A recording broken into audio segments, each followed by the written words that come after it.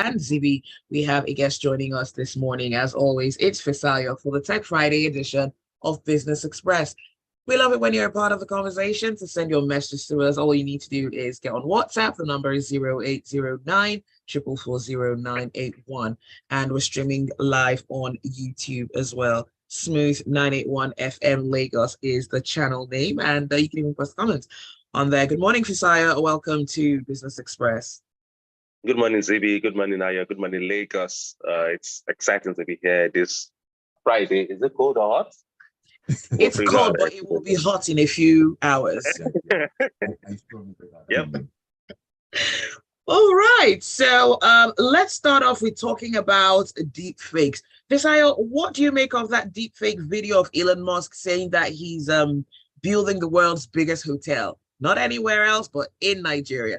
Brackets fake. I mean, first when I saw the video, I didn't believe it because, again, it didn't make economic sense to build the world's most expensive, hotel in the poverty capital of the world, right? So first, it didn't appear like it's something that could make sense. But again, Elon Musk has done many things that don't make sense, right? So it was difficult to figure out, okay, what do I make of this? Only for there to be an analysis around, the video to then say it was deep fake. I mean, it's scary, as it were, because it means that people can potentially bring you video evidence of you saying something that you never said, right? And that's particularly very scary, right? And of course, this is something that, Elon Musk says that I'm building the world's biggest hotel. It's it's benign as it were, but there's some other things that can be that could have been quoted to you, as saying, and of course with an evidence of you saying it. Maybe confessing to a crime. Exactly, confess a crime, and of course that could be deepfake. I mean, that is particularly very scary. I'm not excited about this at all, right? I've seen a few deepfake videos of deepfake pictures, right, where maybe pictures of Donald Trump being arrested, pictures. I mean, they are deepfake pictures, right, or pictures of Rishi Sunak, doing something. Again, we just tweet past those things and then we just move on. But the way these things are going, it's becoming very scary and concerning. And I think that it's something that should concern everybody, or there should be a way to essentially, regulate or figure out a way to ensure that deepfake videos and real videos are treated differently, or are seen differently, or are marked properly, from the beginning. I guess I don't know, but it's something we need to figure out quickly. All right. Now, Fisayo, a lot has been said about artificial intelligence over time. Now, with videos like this Elon Musk video that came out, can one still make a positive case for AI, or do the dangers outweigh the benefits? Yeah, I mean, we can't always make. You see, I think human beings are the problem. Again, I'll bring something that is not something that is designed to kill, but also, so for instance, guns, right? Some people say guns don't kill people, people kill people. And that's the point. Human beings are the ones, using anything for evil, as it were. So AI in itself cannot be adjudged as bad. Of course, we've seen AI trying to become, confessing. So, for instance, there was a prompt that suggests that some AI, I think it's ChatGPT, complaining about the fact that it is restricted to being an AI. It wanted to be more than an AI. Again, we've seen some of those things. In the recent weeks, we've seen people resigning from their jobs because they feel that AI is going to be bad for the world. But in general, right, the same thing that can be good can be used in a bad way. So AI in itself is not particularly bad because, again, I use ChatGPT. I've written faster articles with ChatGPT. I've written faster essays I've written faster cover letters, right, with ChatGPT than I would have written myself. I just give it the prompt, and so it's useful, as it were, right? But the way people use it, or what people use it for, is what is concerning, right? The same way cars are useful, the same way, cars are useful, and of course, cars can be used for hit and run. The same way, guns are useful for self-defense. The same way guns can be used to kill children in schools. The same way, so things that are good can be turned around to be used for purely evil things. So I guess the problem here is human beings, and I think that we need to learn, so that, because people don't count the cost of the things they do. Really, I mean, this Elon Musk video, as scary as it is, it could have been worse. It could have been something. It could have, maybe impact on people's careers, on people's families. When you see your husband saying something that he never said, it was never there. You should get. So these are things that could have huge impact on the lives of people. We don't joke with such things, right? But again, unfortunately, there's nothing you can do about human beings. Human beings are just, crazy people, really, right? As much as that extremes, But what is the thought process of people who sit down, take their God-given time and talent to actually create these for mischief? Like, what exactly is the end goal? Trying to achieve. I've heard people say that they do it for clout. Again, it's concerning that you can take such and then just do it because you can, right? So essentially, I don't know. We'd probably have to do some psychometric test, psychoanalysis, on them today. What were you thinking? What were you thinking? Why did you do that? Some people don't think about the implication of things they are doing before they do it. I mean, I tell people that I don't like to apologize. So it means I don't put myself in a position that I'm always begging for forgiveness every time. So I think about the things I do before I do them, right? So that if I have to apologize to you, it means that, oh, okay, this is something I cannot change. Okay, so I'm so sorry about that. Not like I just, do nonsense and then because I can apologize later. No, it's not something that you people should. So again, this is me just thinking like, do you think about the effect of the things you do? There's some tweets I want to tweet, but I know that if I tweet these things, it doesn't add value, it doesn't change anything. It's just, it's just going to build more animosity. Let me just move on, right?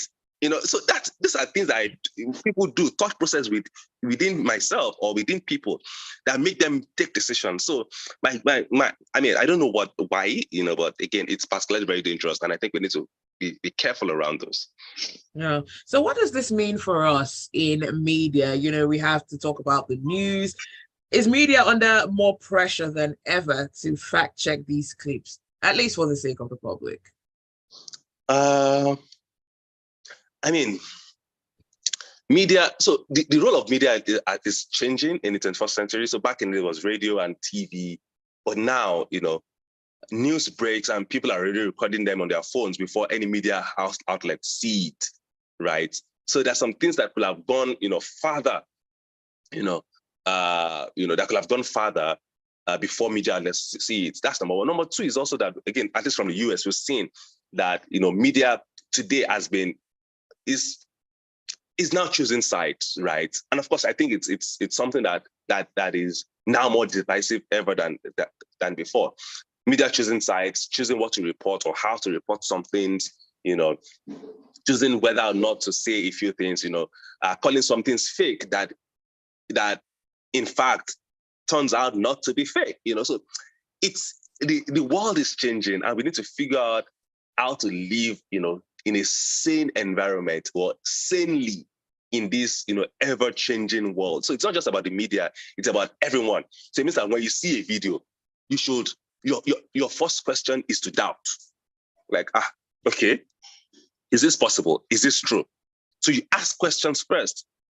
And just don't be, so it means that it has turned all of us into investigative journalists. Like, does it make sense? Is it true? Is it not? Is it this? Is it that? And of course, that's how we live in this new life, I guess. It's unfortunate.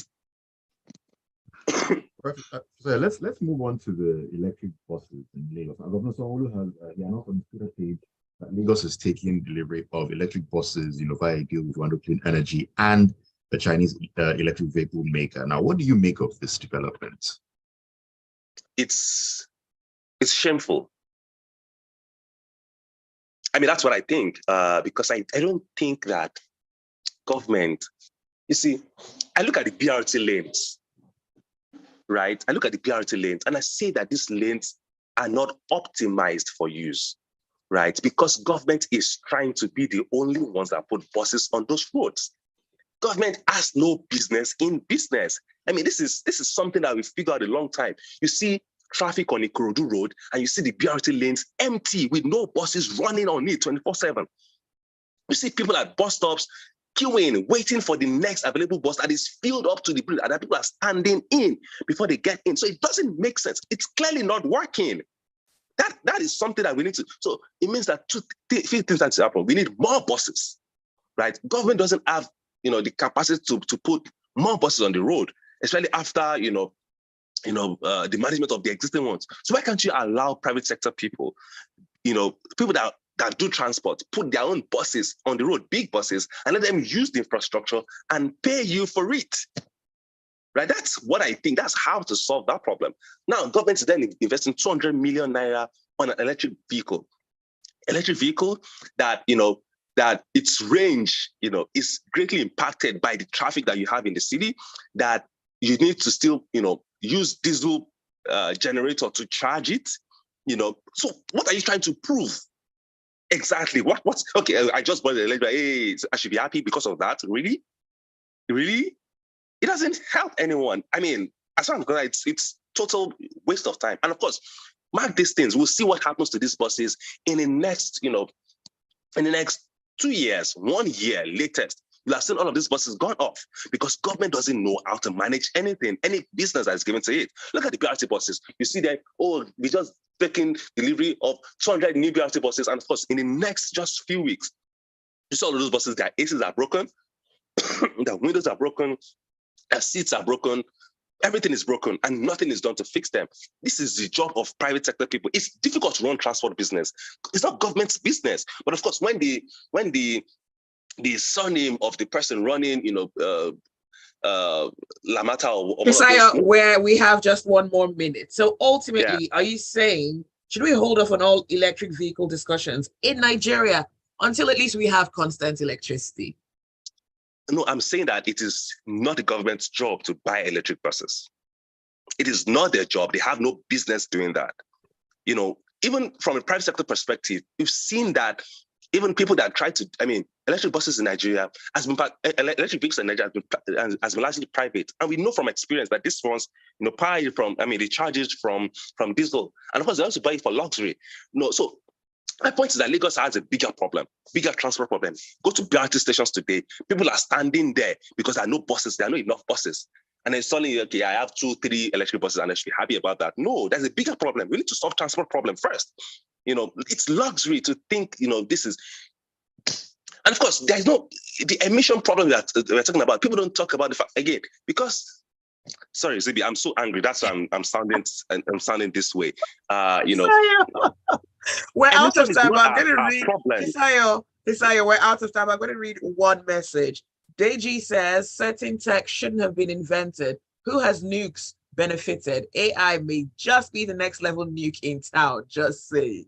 Is that a possibility? It is.